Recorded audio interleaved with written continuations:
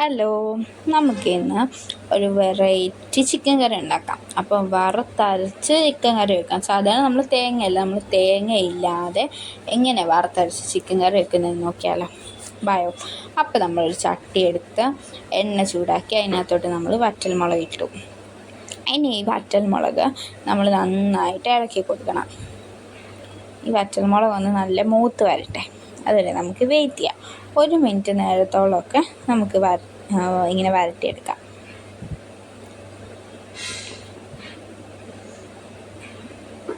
ഇനി നമ്മൾ ഇതിനകത്തോട്ട് മല്ലിയാണ് ഇട്ട് കൊടുക്കുന്നത്. ഈ മല്ലിയും വറ്റൽമുളകും ഇനി നന്നായിട്ട് നമുക്ക് ഫ്രൈ ചെയ്തെടുക്കാം.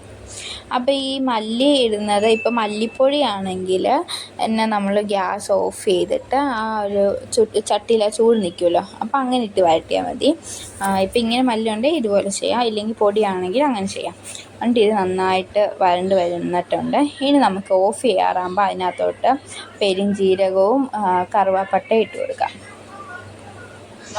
എന്നിട്ട് ഇത് നന്നായിട്ട് മിക്സ് ചെയ്ത് കൊടുക്കാം. നമ്മൾ ഗ്യാസ് ഓഫ് ചെയ്യാം. ഇതൊന്ന് തണുത്ത് വരട്ടെ.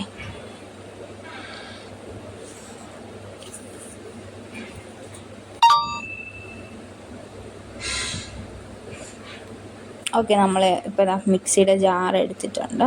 ഇനി നമുക്ക് ഇതിനകത്തോട്ട് നമ്മൾ വറുത്ത് വെച്ചതെല്ലാം ഇട്ട് കൊടുക്കാം.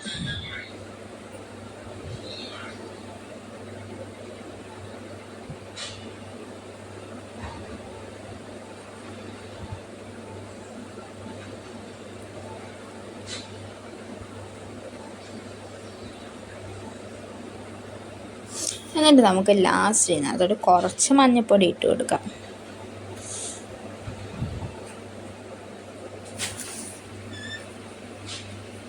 പിന്നെ നമ്മൾ ഇതിനകത്തോട്ട് വെള്ളം കൂടി ചേർക്കും. ഒത്തിരി വെള്ളമില്ല, നമ്മൾ കുറച്ച് വെള്ളമേ ചേർക്കുന്നുള്ളൂ. പിന്നെ അരച്ച് കൊടുക്കുമ്പോൾ വേണമെങ്കിൽ നമുക്ക് കുറച്ചിട്ട് കൊടുക്കാം. എന്നിട്ട് ഇത് നല്ല ഫൈൻ പേസ്റ്റായിട്ട് നമുക്ക് അരച്ചെടുക്കണം. കണ്ടില്ലേ, ഇതുപോലെ. ഇനി സിമ്പിൾ, നമ്മൾ ചിക്കൻ കറി വെക്കാണ്ട് സബോളയും ഇഞ്ചിയും പച്ചമുളകും വെളുത്തുള്ളി നമ്മൾ ചതച്ചെടുത്തേക്കുന്ന കറിവേപ്പില ചിക്കൻ കഴുകി വെച്ചിട്ടുണ്ട്. ഇനി നമ്മൾ കുറച്ച് എണ്ണ എടുക്കുന്നുള്ളൂ. അങ്ങനെ കുറച്ച് എണ്ണ ചട്ടിയിലോട്ട് ഊറ്റിയിട്ട് നമുക്കിതിനകത്തോട്ട് നമ്മുടെ ഇഞ്ചി വെളുത്തുള്ളി പച്ചമുളക് ചതച്ചത് ഇട്ട് കൊടുക്കാം. എന്നിട്ട് ഇത് നന്നായിട്ട് ഇതിൻ്റെ പച്ചമണം മാറുന്നത് വരെ നമുക്കൊന്ന് ഇളക്കി കൊടുക്കാം.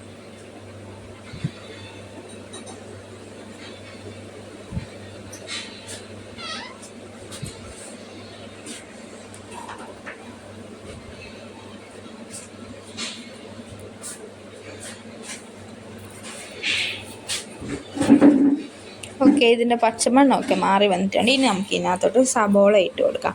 നമ്മളിവിടെ ഒരു കുഞ്ഞ് സബോള ആയതുകൊണ്ട് ഒരു 5 തൊട്ട് 6 സബോള വരെ നമ്മൾ എടുത്തിട്ട് തീരെ കുഞ്ഞ് സബോള ആയിരുന്നു. അപ്പോൾ സബോളയൊക്കെ ഇട്ട് ഇനി നമുക്ക് ഇതിനകത്തോട്ട് ആവശ്യത്തിനുള്ള ഉപ്പ് ഇട്ട് കൊടുക്കാം. ഉപ്പ് ഇട്ടിട്ടുണ്ട്. ഇനി ഇത് നന്നായിട്ട് വരണ്ട് വരട്ടെ.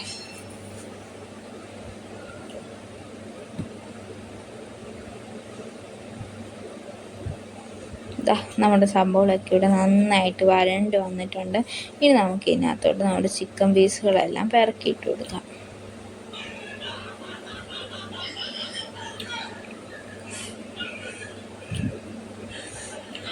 ഇത് നന്നായിട്ട് നമുക്കൊന്ന് ഇളക്കി കൊടുക്കാം ചിക്കനൊക്കെ ഇട്ടിട്ട്.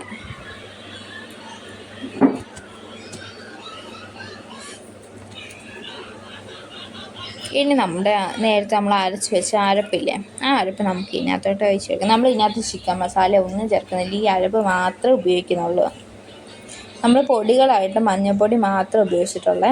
ഇനി നമുക്ക് കുറച്ച് വെള്ളം കൂടി ഒഴിച്ച് നന്നായിട്ട് മിക്സ് ചെയ്ത് കൊടുക്കാം.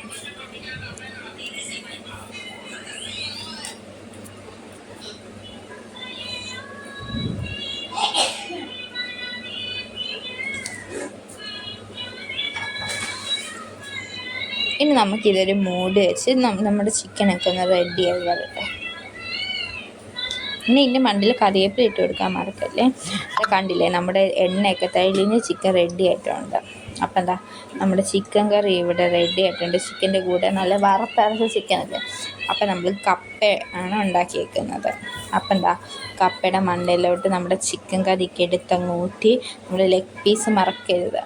അപ്പം ചാറൊക്കെ ഊറ്റി ഇത് അടിപൊളി ടേസ്റ്റാണ്, മസ്റ്റ് ആണ്. അപ്പോൾ ഓക്കെ ബൈ.